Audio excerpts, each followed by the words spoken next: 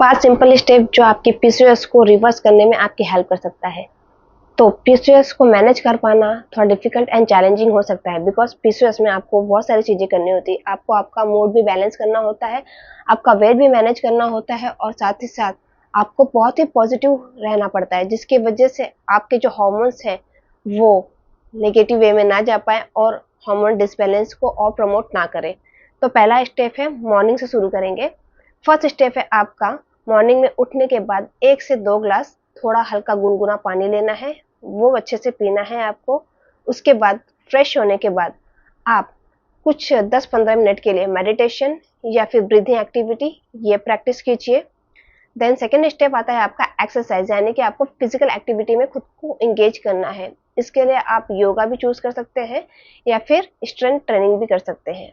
But अगर आप strength training करना चाहते हैं, यानी कि वेट के साथ में वर्कआउट करना चाहते हैं, तो आपको इस चीज का ध्यान रखना होगा कि आपको लाइट वर्कआउट ही करना है और खुद को इतना एग्जॉस्ट नहीं करना है। बिकॉज अगर आप ज्यादा वर्कआउट करेंगे, खुद को एग्जॉस्ट कर लेंगे, तो आपकी बॉडी में स्ट्रेस हार्मोन यानी कि कॉर्टिसोल बढ़ जाएगा, जिस वजह से आपके हार्मोन डिसबैलेंस और बढ़ने लगेंगे। तो आपको इस बात का ध्यान रखना है कि आपको वर्कआउट लाइट रखना है, इंटेंस वर्कआउट बिल्कुल भी नहीं करना है। थर्ड आता है आपका मील, यानी कि आप दिन में 2 बार खाना खा रहे हैं या फिर 3 बार, लंच, ब्रेकफास्ट, डिनर। आप जो भी मील ले रहे हैं वो बैलेंस्ड होना चाहिए। Complex carbohydrate, fat, protein, fibre, vitamin और मिनरल्स के साथ में।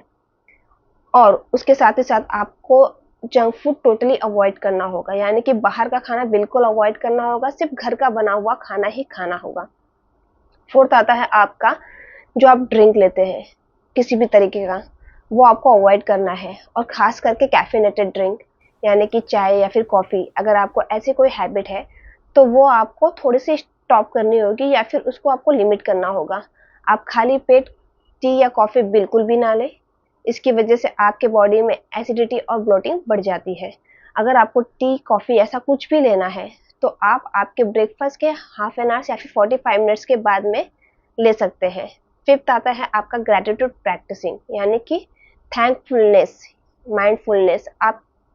आप यूनिवर्स को थैंक्स बोल सकते हैं, आप इस फोन को थैंक्स बोल सकते हैं जिसकी वजह से आपको ये इंफॉर्मेशन मिल रही है, या फिर ऐसे चीज़ों को थैंक्स बोल सकते हैं जिसकी वजह से आपकी लाइफ इजी होती जा रही है और आप किसी भी सिचुएशन को इजीली टैकल कर पा रहे हैं।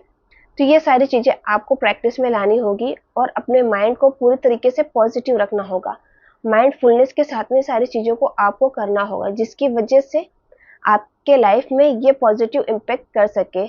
आपका मन जितना पॉजिटिव होगा, आपका लाइफ स्टाइल जितना पॉजिटिव होगा, आपकी पीसीओएस को रिवर्स करने में उतनी ज़्यादा हेल्प मिलेगी।